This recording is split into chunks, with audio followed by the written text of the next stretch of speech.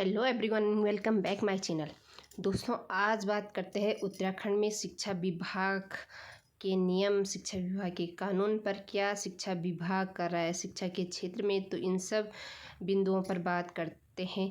दोस्तों, जैसे कि आपको पता है कि उत्तराखंड में प्राइमरी शिक्षा की भर्ती निकली हुई है, जिसमें उन्होंने 3000 तक प्राइमरी शिक्षा की भर्ती निकाली है। और दोस्तों, इसमें 2 चरणों की काउंसलिंग होने के बाद 1707 पद अभी तक खाली है।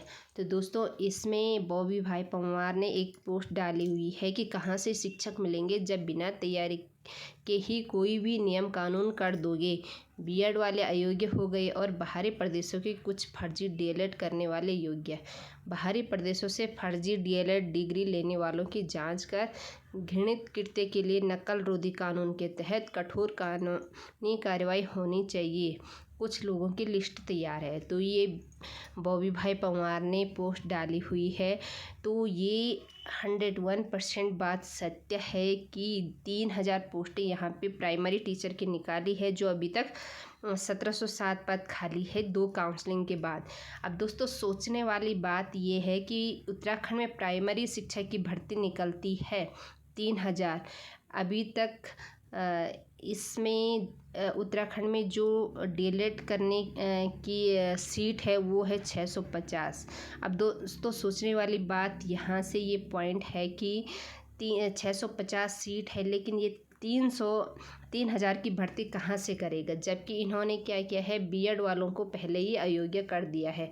अब दोस्तों, यहाँ पे बीएड वालों के हित में ये सरासर अन्याय है। बीएड वालों के प्रति ये छल कपट है, क्योंकि जब दोस्तों 2021 से पहले बीएड जिन्होंने किया है, तो उन्होंने ये सोच के किया है कि हम कहीं ना कहीं प्राइमरी टीचर, एलटी टीचर और लेक्चरर बनेंगे।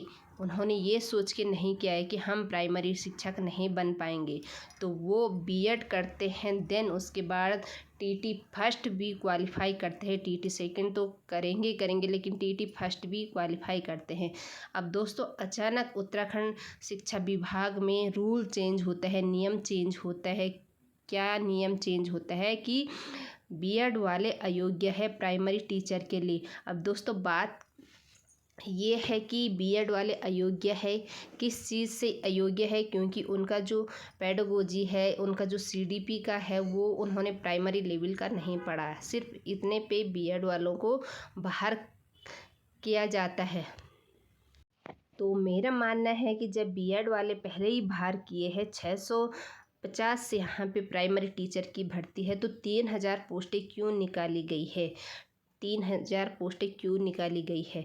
अब दोस्तों, दूसरा इसमें जो है ब्रिज कोर्स के लेकर मेरा पॉइंट है कि ब्रिज कोर्स जो उत्तराखंड में चल रहा है, तो उसमें उन्होंने 6 माह का प्रशिक्षण लिया है। जब उन्होंने 6 माह का प्रशिक्षण लिया है, तो ब्रिज कोर्स इसीलिए आया था कि जिन्होंने बीएड किया है वो 6 माह का ब्रिज कोर्स करे, तब वो प्राइवेट स्कूल में पढ़ा सकते हैं, ना कि उसमें ये था कि प्राइमरी टीचर बन सकते हैं।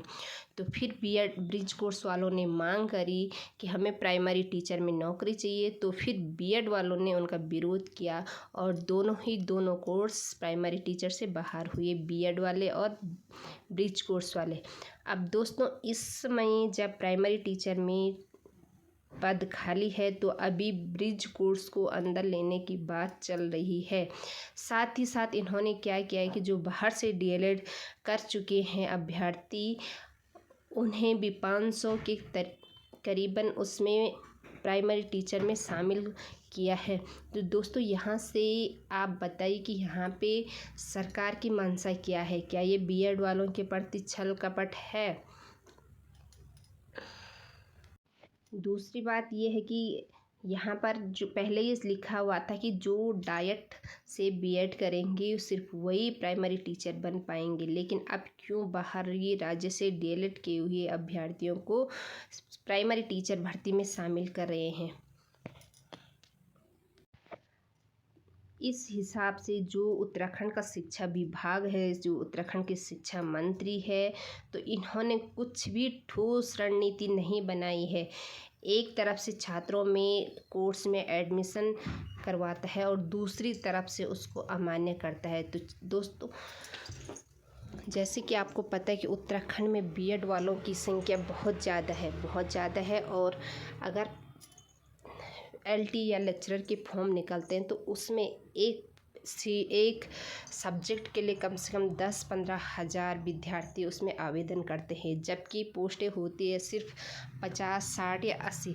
तो उसके बाद जो और विद्यार्थी है 50-60 लोगों का तो सिलेक्शन हो जाएगा, लेकिन उसके बाद के स्टूडेंट कहाँ जाएंगे, वो कहाँ अपना फ्यूचर बनाएंगे। बहुत सारे स्टूडेंट की उम्र पार होने वाले हैं, लगातार कोचिंग पे कोचिंग किए जा रहे हैं कि इस पेपर में नहीं तो अगले पेपर में हमारा सिलेक्शन हो जाता है। लेकिन जब एग्ज़ाम होता है तो उसमें कुछ परसेंट तो ऐसे सिलेक्शन होते हैं कि जो हाकम सिंह के फौज में आते हैं। आप समझ गए होंगे मेरा क्या कहना है। जो उस टीम के मेंबर होते हैं तो कुछ लोगों का सिलेक्शन ये होता है, बाकी लोग जो कब से नौकरी की तैयारी कर रहे हैं उनका कहीं भी सिलेक्शन नहीं है।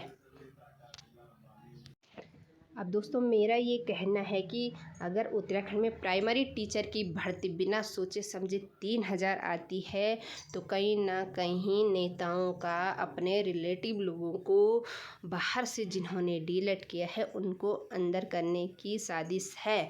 और दूसरी बात कि जिन्होंने मतलब जिनकी मंत्रियों से कनेक्शन है उन लोगों से ब्रिज कोर्स करके उनको अंदर करने की साजिश है। और दोस्तों यहाँ पर सरासर बीएड वालों के प्रति अन्याय हो रहा है, छल कपट हो रहा है, ये आप मानो। दूसरी बात है कि अगर मान लेते हैं कि 650 लोगों ने डीएलएड किया है 2 ईयर का, तो उसमें दोस्तों अगर हमारी 300 पोस्टें आती है तो उसमें ये नियम होना चाहिए था कि जितने भी डीएलएड अभ्यर्थी हैं उन सब को प्राइमरी टीचिंग में शामिल किया जाए। अगर उसके बाद सीट मिलती है तो मैं ये नहीं कहूँगी कि ब्रिज कोर्स वालों को मत लो, तो उसमें ये होना चाहिए था कि बीएड वालों का कुछ परसेंट, ब्रिज कोर्स वालों का कुछ परसेंट उसमें शामिल हो। बाहरी राज्य से जिन्होंने डीएलएड किया है उनको अभी शामिल नहीं किया जाना चाहिए था, क्योंकि बीएड वालों की भी उम्र निकलती जा रही है बहुत। उन्होंने नियम चेंज होने से पहले ही बीएड किया था ये सोच के कि हम भी प्राइमरी टीचर बनेंगे। अब दोस्तों उनके जो पैसे खर्च हुए वो कौन वापस देगा, इस विषय में भी आप सोचिए, कौन वापस करेगा। अगर पहले ही कोर्स हम ये सोच के करते कि हमें इस चीज़ में जॉब करनी है और कोर्स करके नियम चेंज सरकार करती है, तो ये सरासर धोखा होता है उन स्टूडेंट के प्रति जिन्होंने बहुत मेहनत से वो कोर्स किया है।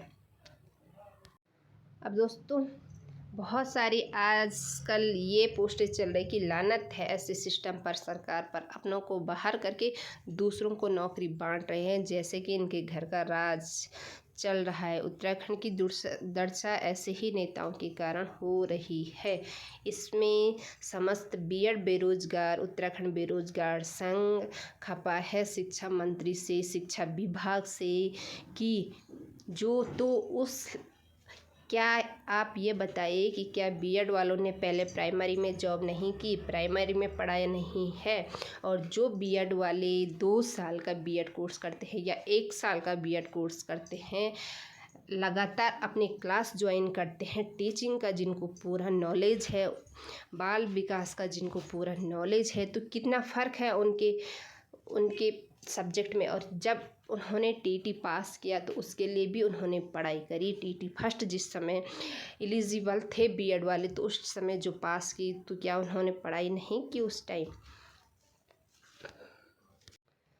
तो इस विषय में सरकार को संज्ञान लेना चाहिए कि बीएड जो कब से बीएड धारी बैठे हुए हैं, खाली बैठे हैं, जिनकी संख्या बहुत ज़्यादा है, तो क्यों ना इसमें मौका दिया जाए। सरकार कुछ ऐसा नियम ला दे कि उनको मौका दे। और मान लो अगर बीएड वाले किसी का सिलेक्शन होता है तो ये कोर्स भी बन सकता है कि उनको 6 महीने का प्रशिक्षण दिया जाए। अब दोस्तों उत्तराखंड में जो बीआरपी सीआरपी की भर्ती आई है वो भी कुछ स्पष्ट नहीं है कि किस आधार पर इसमें भर्ती में सिलेक्शन होगा। कुछ लोग कह रहे हैं कि ये पहले से ही सीट फिक्स है, कुछ लोग कह रहे हैं कि इसमें लॉटरी सिस्टम होगा। देखना ये है कि सरकार की क्या मंशा है, क्या चाल सरकार आखिर चल रही है बेरोज़गारों के प्रति। देखने में तो ये है कि हमने इतनी पोस्टें निकाली हुई है, हमने इतनी नौकरी दी है, पर आखिर किसको नौकरी दी है और किस आधार पर नौकरी दी है। अगर ये वीडियो मेरी पसंद आए तो कीजिए इसको शेयर। मिलते हैं नेक्स्ट वीडियो के साथ, तब तक के लिए बाय बाय।